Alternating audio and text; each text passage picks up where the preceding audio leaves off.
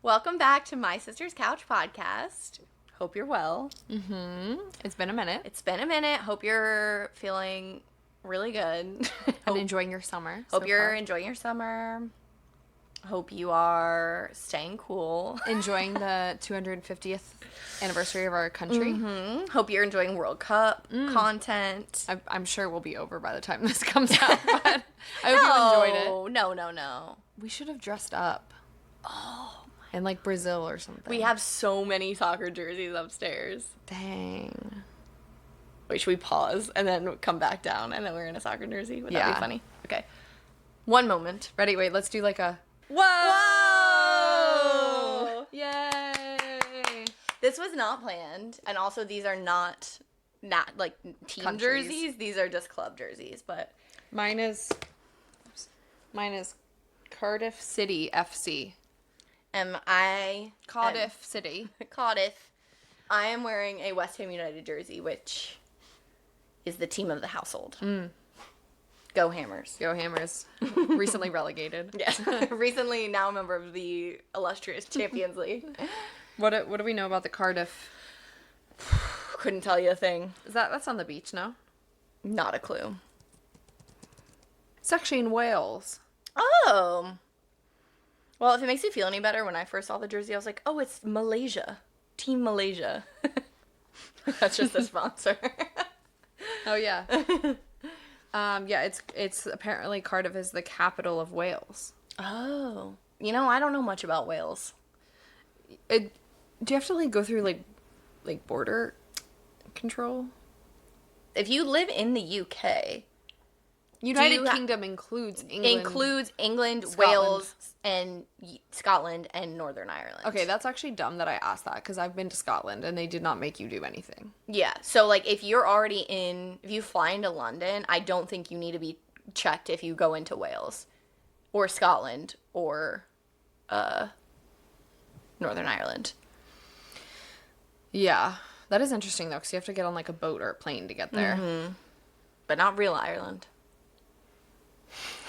So do you want to do a little teaser? A little roadmap? Sure. A little agenda? Corporate rule. So the roadmap for the podcast today will be our 3 regular segments. We'll start off with reality. We have 2 segments for reality. First, we're going to be wrapping up Survivor 50, which ended so long ago, but it's fine. Quick wrap up.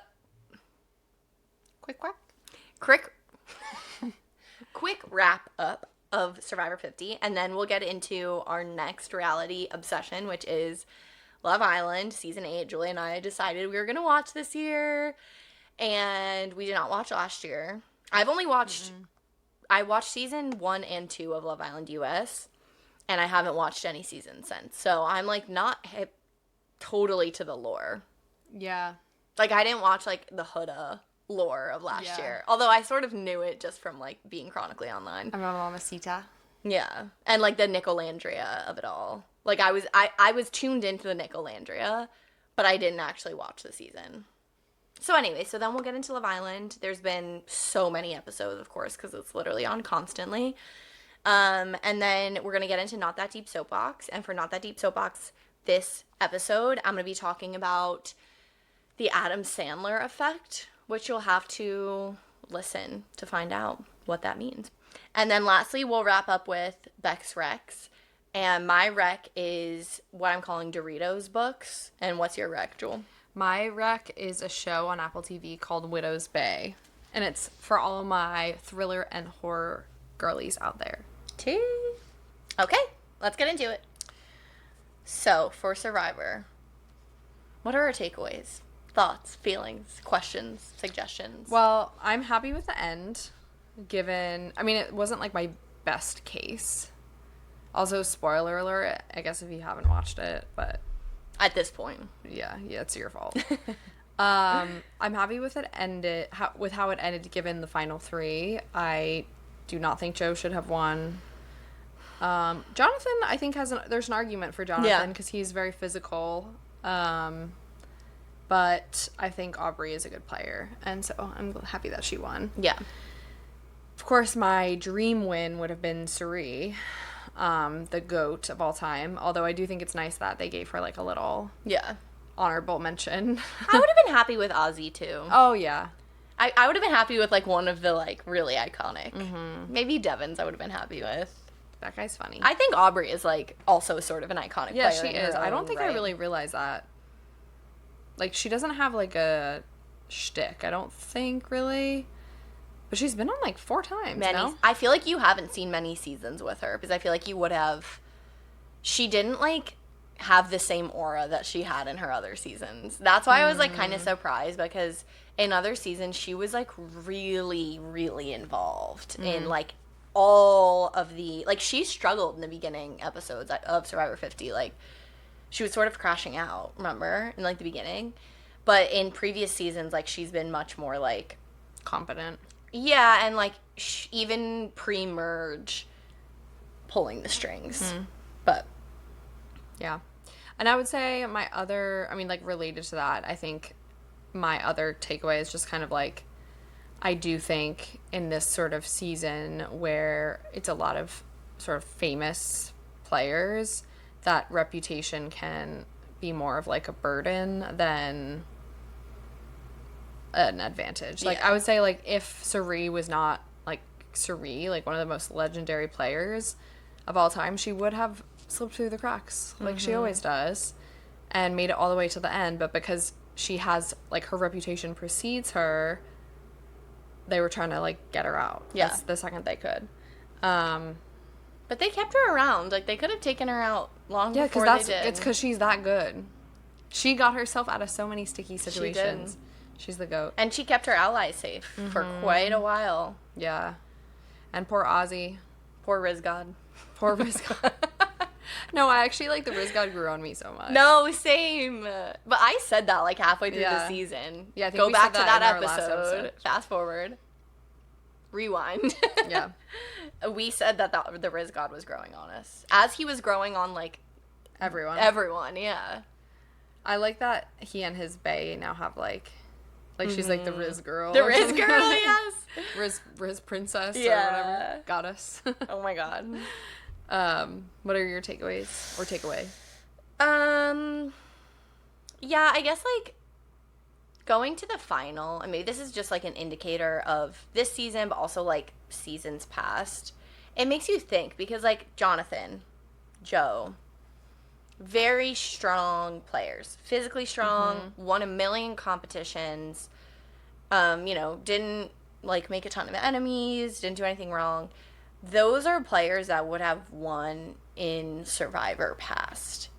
Totally. And so the question is, like, is being a physical threat even an advantage in Survivor anymore? And I think not really. I think it will get you to the end, especially post-merge when you're winning individual immunities, or if you're literally Jonathan and the Hulk and you can literally carry your team through the first stage of the competition until you get to the merge. Obviously, that's an advantage. It's not enough to get you to win the competition anymore. And I think that is one of the main, like, this has solidified that, because otherwise Jonathan would have won. Yeah, I feel like the counter to that argument is, well, I would say maybe some people would counter you with, like, a Savannah or a Rachel. Because Rachel, I think, has set the record as of her season in 47 of, like, immunity wins, like, for a woman or something. Yeah, tied the record. So anyway, maybe Savannah actually is a better example of someone who, like, also had, like, a social game and, like, happened to make the right allies that, like, carried her through to actually, like, win the game in the end. Yeah, I think Jonathan is an example of, like, just being good at having really good forearm strength is not enough to win Survivor anymore. Yeah. No, it's not. You have to have that, ideally, and have done some key moves. Because I don't even think you have to be, like, everyone's bestie. Or even, like, have made the biggest move of the season. Or have done some, like, Devon's scheme. Like, although I do enjoy watching that. And some Rizgod. Fake rizzing. idol. Yeah. Like, you will get bonus points from me for doing that. But, like, I think of, like, to cite a different show but a similar premise, I think of Cody from Big Brother.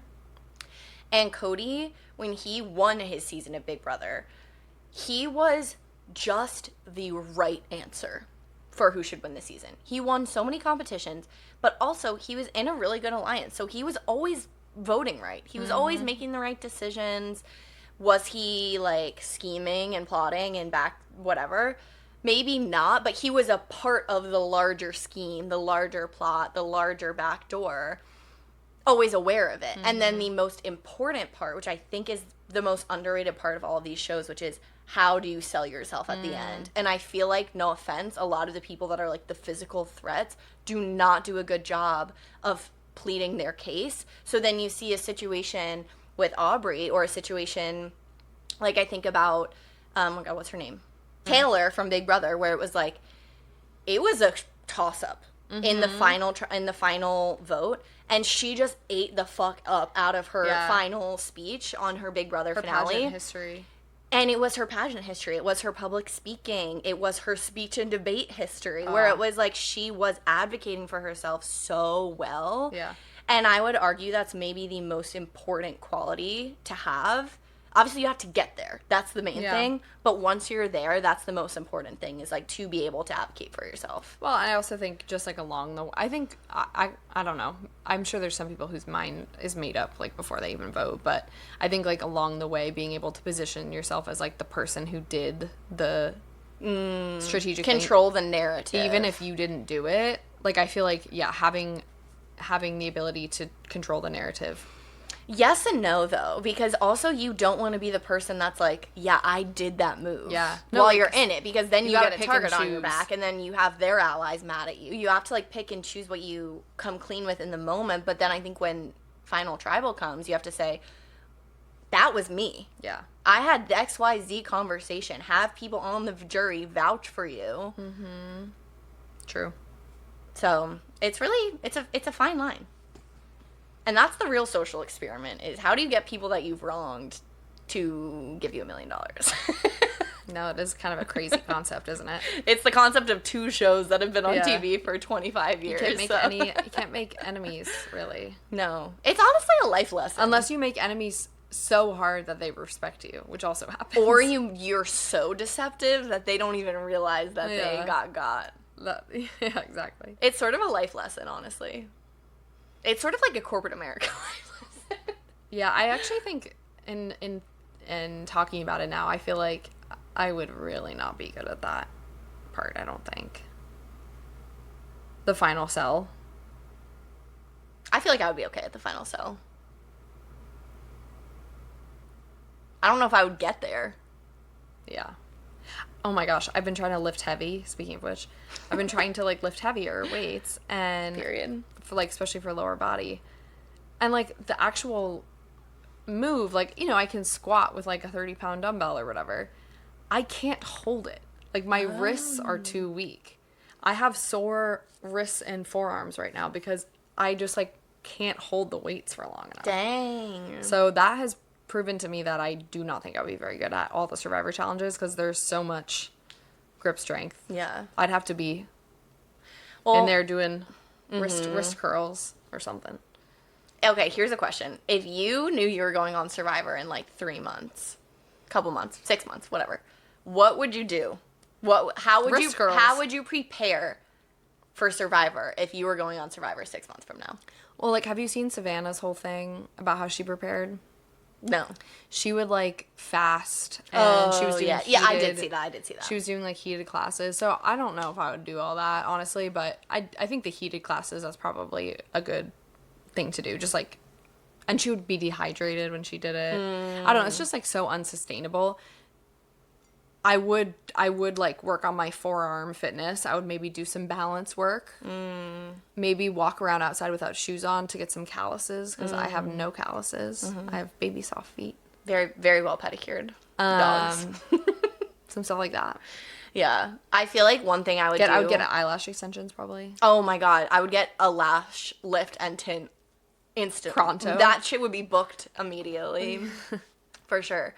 I also think that what I would do is just be out in the backyard making fire all day. Yeah, that's another good Yeah. one. Practice. And, like, some of the competitions, like, some of the things you can practice, like, some of, like, the stacking ones where you have to back up and balance it. Like, some of that stuff I feel like you could make at home. People, like, build the puzzles and Yeah. stuff. Like, The puzzles, first of all, maybe this is a hot take. If I'm on Survivor, I'm never signing up to do the puzzle during a challenge. yeah. Never. Way too much pressure. So much. No, you get yourself in the group that carries and puts the it bag down. of sand from one place. You're the to guy another. that unties the bag. Yeah. Uh-huh. We're not signing one ourselves up where for you the puzzle. throw something into, like, a basket. I would try, like, you know, like the basketball sort of Yeah. ones. I'm like, maybe I would take a couple shots. You know what I mean? Like, Tiffany did a couple of those, and, like, she did good. So maybe I was like, maybe I'll try that. I also, something else I would do is I'd, like, join a YMCA so I could, like, not that I don't know how to swim, but, like, I practice, you know? Yeah, treading water. Yeah.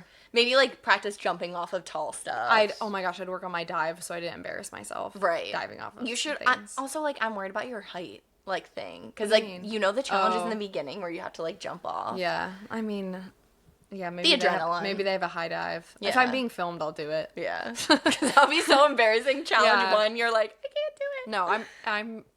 If there was, like, someone watching me, like, the Yeah. country, I would suck it up and Yeah. jump off the. Yeah. Same. Oh, so adrenaline is powerful. Yeah. But anyway, that's probably what I do. Yeah. Well, that was Survivor 50. Rest in peace. And now we move on to Love Island. Love Island, USA. I do like that they still have like the Scottish guy doing Yeah. the US one. It adds to the, like, ambiance. The charm. Yeah, the charm. Like you said, there's been many episodes already. Do you have any, like, front runners? Any favorites? Who are we? Like, are we shipping anyone? Like, honestly, not really. Yeah. That's what's crazy. So Julia and I just got to the episode that we just finished, and that's where we're caught up. Besides one episode, is where Zach and Kata have returned from the hideaway, and Kenzie is in sort of a love triangle with Corbin and Caleb, and then the soul Melanie sincere love triangle has been brought from the dead because sincere is just like, I don't know what's wrong with that man. I love the memes that are like, you can tell he's lying when his hand suited up. No, I love the memes where they're like, when his hair is down, his name is insincere. He's like, the higher the hand, the bigger the lie. Like, I mean, yeah, I still want to, like, explore with you. Yeah, so honestly, no ships. Because I think that, like, I enjoyed Trinity and Bryce's, like, dynamic. They're like besties. They're, like, besties. I love how they, like, gossip. Like, I don't Yeah. know how more people aren't gossiping the whole time, because that is all I would be doing if I were on Love Island. So yeah, I they're like, just like chit-chatting. I like their dynamic, and unfortunately, like, Anaya and KC were my absolute front runners. They were my favorite in all categories, and, like, they've been so off the last couple episodes, and, like, KC, I fear during Casa Amor is going to be gone with the wind. And I do think he's going to be letting us down. Yeah. Moving forward with letting us down. Unfortunately, he's going to continue to let us down, I fear. Yeah. But I do have, like, a ship that might be controversial that has never talked to each other. Has talked to each other, but has not been, like, even soft launched by producers yet. Who? I low-key am shipping Caleb, Southern boy, and Anaya, also a Southern girl. Yeah. Oh, I think I saw an edit. Yes. Of this. So I got the idea from a TikTok edit. But then ever since then, I've been paying attention in, like, the background. They are hanging out a lot. A lot. Yeah. He's so young. He's so little. That's Every the time I downside. show him, I'm like, Honestly, I feel like doesn't he have like 10th grade I know. math class to get to or something? Like, he's so little. Maybe that's why Kenzie doesn't like him. Because she keeps being like, yeah, I've never dated Like, a you're so young. 21-year-old. Yeah. How old is she? Kenzie is 24. He just, like, looks young, too. But Anaya's 23. Everyone is so young. I have to say, I'm feeling incredibly young. Very chopped, huz. And then, like, at the beginning when Bryce came out as being 29. And everyone's like, you look so good for 29. It's like... Also, like, Bryce is deadass a model. And they're like, you look great. Like, oh my god, you're, like, aging so well. You should have seen him in the Tumblr era. Yeah, seriously, back in like, 2012 when they were in, like, 6th grade, he was... I guess they must... Like, the show is only entertaining if the people are immature and messy. So it makes sense why they cast, like, people who just graduated from college pretty much exclusively. It needs to be immature and messy, but more than that, they have to be confident enough. Yeah. It is a Venn diagram. Also, like, twirly enough to be doing these challenges. You put up a 30-year-old woman in there. Hell no. She is not, like, you speak for yourself. Jewel is turning 30 in 2 days. Would you get into a tub of slime and twerk the slime off your ass? You're so right. Their brains are not fully developed enough to know what they're doing. No. Which I think is another key element. They don't know, like, oh my god, my child is going to watch this one day, which is where my head goes. Oh my gosh, the challenge with the hot dogs. Yeah. The hot dog eating challenge. That whole challenge was just like, what was the point of that? Also, I was saying to Chris, I was like, the reason why I could be on, like, Big Brother, but could never be on Love Island, so many reasons. But one reason is, like, during the slime challenge, I'm like, take off your sock, fill the sock with slime. You finished it in one go. But they're, like, twerking the slime off themselves. It's, like, in their cleavage. Yeah. Like, I was like, I'd be like, we're winning this thing. I know. Yeah. Being way too serious. Way and too not serious. At all fun. There's, like, not a timer. I'm like, we won, right? Like, Yeah. that was the fastest time. There's not a winner or a loser. But yeah, I think that sort of brings us into our next point, which was, like, the drama that came out of that slime making out in the shower hot dog eating challenge was that, like, Zach sort of exposed that Casey wanted to explore with Soul. And, like, Zach, He's a snake in the grass. he's a snake. He's, you know that TikTok sound that's like, and I hear an agitating, grating voice. Yes. Literally. He's just causing drama, but he's saying it in a British accent, so people don't realize that he's actually just causing a lot of drama. Did you hear what he said to Kata, like, post coitus in the villa, or in the, what's it called, the castaway? Mm-hmm. The hideaway. He was like, just seemingly out of the blue, he was like, in Casa More, if I meet someone, Yes. like, you're gonna be so mad at me, aren't you? And she's like, what? Literally freshly post coitus. Why did you say that? They're, like, literally fixing the sheets. He's weird. I don't trust him. He's a snake. And she seems nice. Kata seems great. I think he is weird. And one thing I also hate about him is that are the people in this villa dumb as rocks? Yes. I don't like the way he talks to Kata as if he's, like, enlightening her with, like, these, like, dumbass facts. He goes, so do you like any types of tea? She goes, yeah, I really like chai tea. He goes, did you know that chai just means tea? So when you say chai tea, you're really just saying tea. And I know, and she's so nice. Like, oh, no way. Like, he said, he was like, yeah, like, if we'd run out of stuff to talk about, I just tell her random facts about, like, England, and it seems to, like, entertain her. Like, she's, like, his pet. Yeah. So I'm like, do you like her? Because then also when they got the hideaway, he was like, I guess we have to do it. Like, I have to go in there and be a man. Like, he seemed, first of all, scared. But, like, also not excited. So I'm like, Yeah. He makes me... yeah, not to be trusted. Yeah. People that we love. Trinity. We love Trinity. That's my girl. I feel so maternal about her. Yes, she is. That I will say that fun fact was crazy though. There was another fact she shared. I forget what it was, but she wild. Mm-hmm. And if you watch the show, you know the fun fact we're referencing. Yeah. But she seems so nice, like, genuinely. Mm-hmm. I feel like Soul's being done so dirty. She seems like a nice, cool person. Yeah. I don't know why everyone is ganging up on her, and when she was crying, I was like, that's so me. I'd be crying. Yeah. No, and I feel like the last, like, 2 episodes, she's been more, like, ingrained into things, and I'm happy about that, because she does seem nice and cool. I mean, she also just body tea, face tea. Yeah.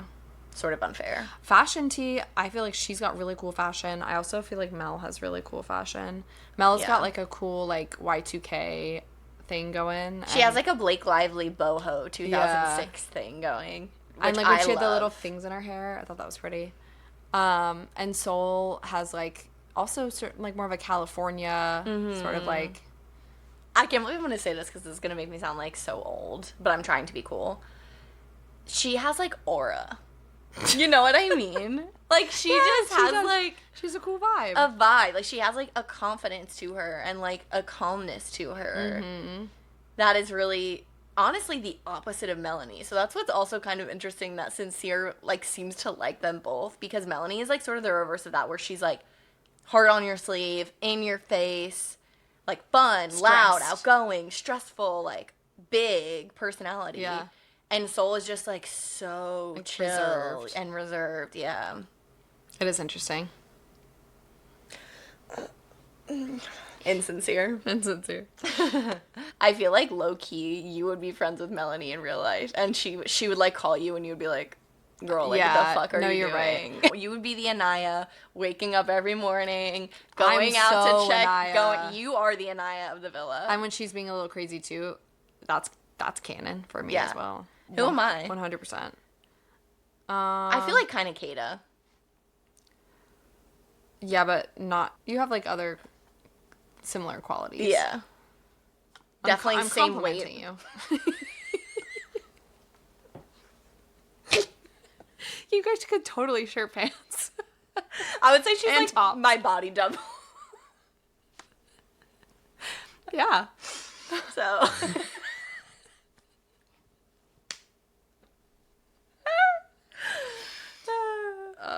for sure. All right. Moving Anyway, on. Any other thoughts? No, but I actually, one sort of umbrella thought is, like, even though it's stressful because the people are dumb and, like, it's inappropriate, like, it makes me a little uncomfortable during the kissing parts and stuff like that, it's truly such a peaceful end to the day. And I think routine. It's a routine, and I think it's because the conversations, when they show the conversations, there's no background noise. It's also so low stim. They're low stim. They're not using big words. No, God bless them. It's quiet, and they're being like, so, what do you think about this? Yeah, I mean, like, I'm open to exploring. And I'm just like... They're like, it's just, like, hard. Like, it's just, like... I'm just, like, feeling really stressed. I've just, like, never been in this position before, so it's just, like, I'm definitely open to, like, exploring with him, but it's, like, I just, like, it's stressing me out. Yeah. That's literally every conversation. Yeah. We just did a recap. But, like, no background music, no, like, nothing. It's just quiet. And it just, like, makes me want to go to the pool. All right. Up next, we're getting into our Not That Deep soapbox, and for this Not That Deep soapbox, I want to start off with a PSA, which is that this actually isn't that deep, and this is just me making something up, and there's no data, no knowledge to back anything that I'm saying. Legal disclaimer. This is just something that came to mind as I was watching a movie with Chris last week.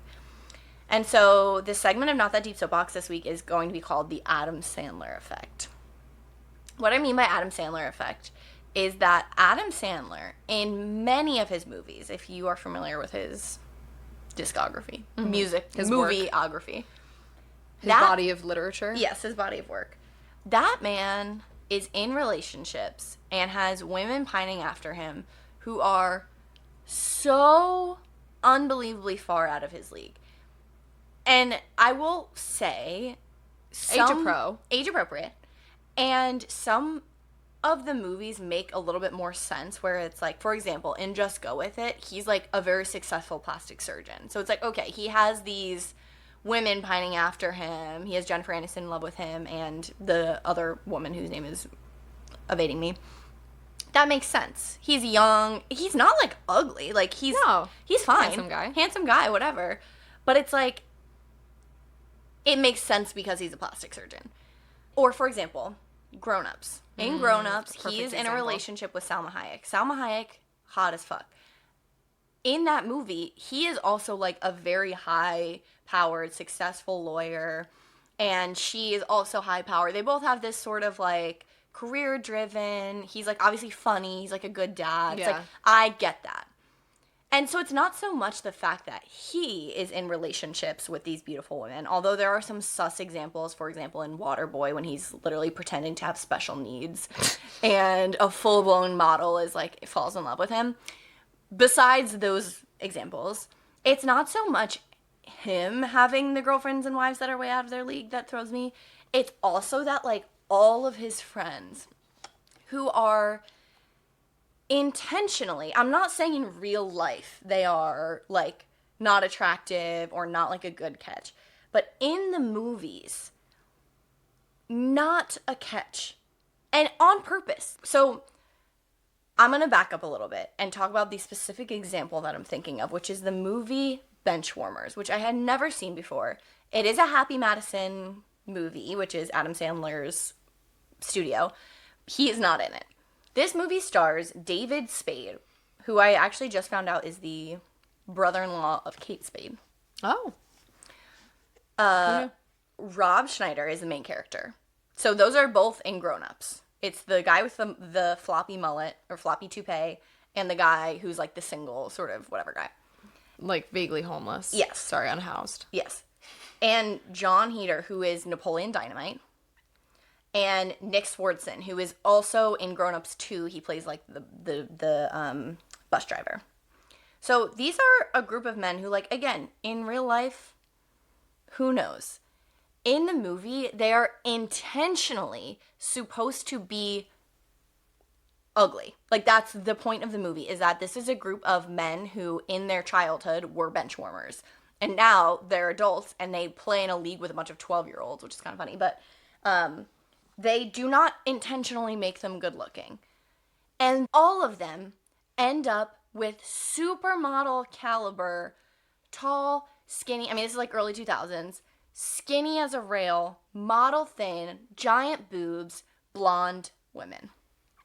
And my question is, like, what effect did movies like that and, like, the whole Happy Madison cinematic universe have on our generation of young men who were kids at the time, tweens, watching these movies? Chris is like, Benchwarmers is such a good movie.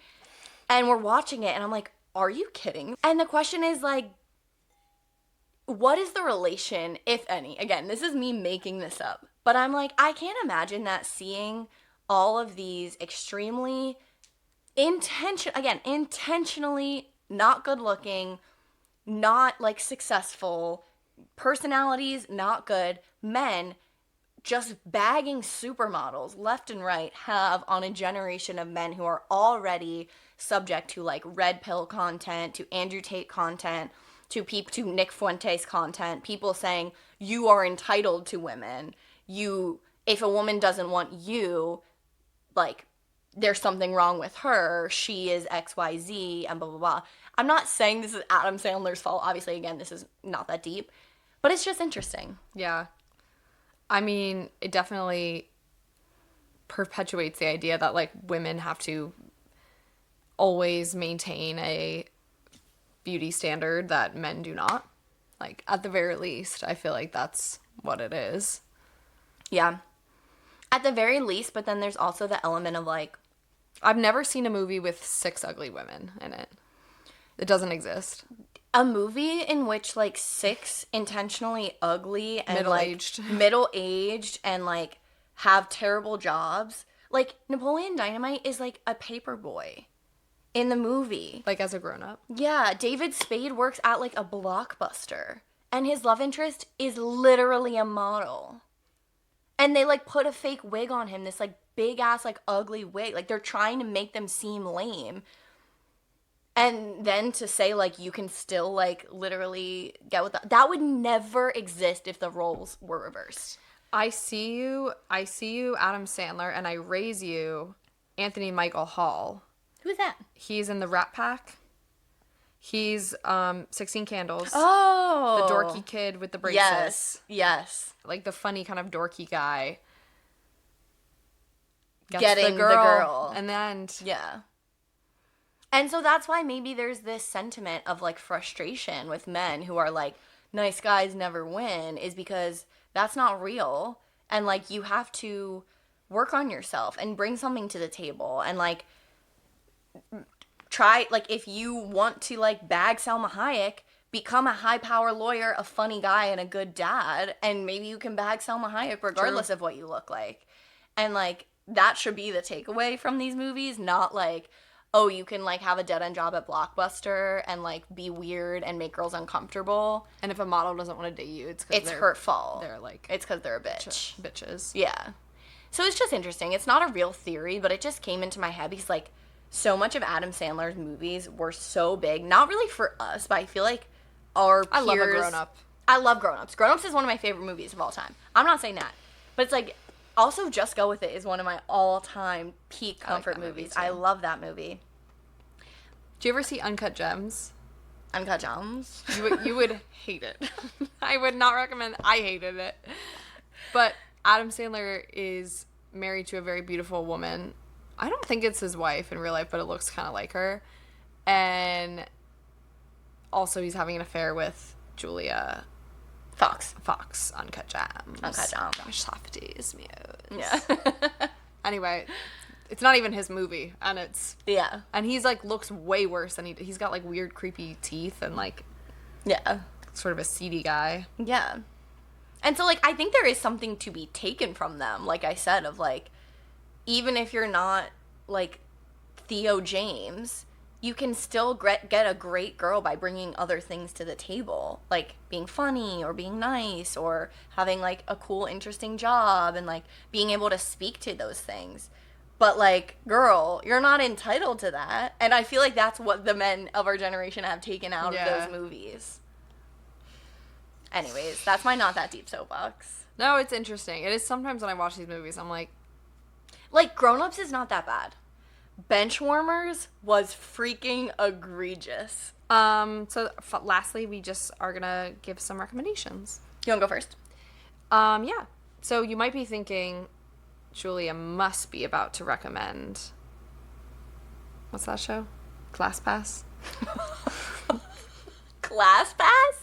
ClassPass? The workout app? ClassPass, the musical. College Hall? Oh. University Studies. What's it called? Hockey show. No. Off campus. Off campus. You might be thinking, Julia, you must be about to recommend Off Campus. Mm-hmm. And you would be right in thinking that, except that my Amazon Prime subscription ran out and I only was able to watch one episode. But maybe next time I will have renewed it. We will get into that. Can report back. So I'm actually going to recommend something a little bit more highbrow, some might say. Hey. So if you have Apple TV, I recommend watching this. It's a show called Widow's Bay. Basically, it's about a supposedly cursed island off the coast somewhere in New England. And the premise is the main character is the mayor, like newly appointed mayor of the town, and he's trying to revitalize the tourism community. He's like trying to make it the next Martha's Vineyard. But unfortunately for him, the like supernatural legends start like coming true. And so every episode of the season, it's 10 episodes, is kind of its own mini like horror movie vignette. So different tropes. It's like different tropes. There's like a witch, there's like a ghost, like haunted hotel, zombie. There's like a historical like demon like possession episode, and it's like very. And then there's like a through line kind of like him trying to like revitalize the town's tourism commerce, and also like him reconnecting with his son. But yeah, I'm making it sound like serious. It's also a comedy. It's like a horror comedy. So it's funny. But I feel like I would like this. It's very atmospheric. Yeah. I think you would. I think like the ghost episode, you might be a little like. I'm not scared of ghosts. We watch it like that. I'm not that scared of ghosts. Okay. I'm only scared of like real stuff. Like what? Like killers. So far, no killers. Yeah. That might be coming, but I have I'm 2 not- more episodes to Even go. like Chris is really scared of demons. I'm like, There's some demons. I don't care about demons. White I care demons. about like Honestly, so fair. yeah. No, but so that's why I'm like, yeah, I'm not like going to bed at night scared. It's a zombie. Yeah. Like, there's a killer clown. No, I agree. But it's so good. And it's very like, it's kind of summery. Like, it's like very atmospheric. It's like the cozy like fall like summer Yes. fall like Yeah. atmosphere. And it's also, it's, because it takes place on this like remote island, there's like no cell service. So Summerween. That's what I was looking for. Sorry, keep going. it's like analog. So like there's only landline. So even though it like takes place in modern day, it kind of has the same feel as like a vintage like Jaws, like a Spielberg, like, you know, vintage scary movie. Yeah, I love that. Yeah. It's good. I really recommend it. It's my favorite show that I've seen in a long time. Did you ever watch Fear Street? Probably. So I haven't seen this show, but I me read look it the up. book, which is like, okay, Maddie. But it's like a series of like Summerween. Yes, I did watch this. Yeah, Summerween stories that take place in like a town in the 80s. That sort of, I feel like it's sort of a similar thing. Where it's like Yeah. all campy. It's less campy than this. Oh, okay. But yeah, similar like kind of aesthetic. Yeah.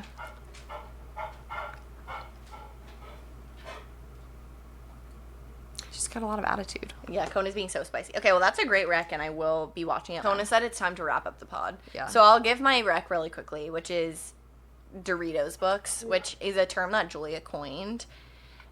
It means basically books that are like Doritos, where it's like you start eating them, and then you just can't stop eating them, and they're easy to eat, and they're good. They're tasty. So it's like, it's just like those types of books. And basically all I've been reading this summer is the Fourth Ring series and just like one after another Frida McFadden book. And I've been feeling guilty about it because I'm not like learning and I'm not like... You missed the key part of the analogy, which is that they're tasty, but they're not like filling. They're not Right. like substantive. There's no like fiber or like Yeah. protein in them. They're not rich in micronutrients. Right. It's just, you just eat them because they taste good. Mm-hmm. And what I'm here to And say... it's fun. Yeah. What I'm here to say is like, that's okay. Totally.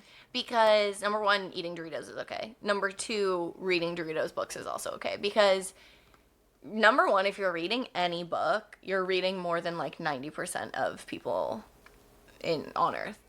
Probably 99% of people. Probably.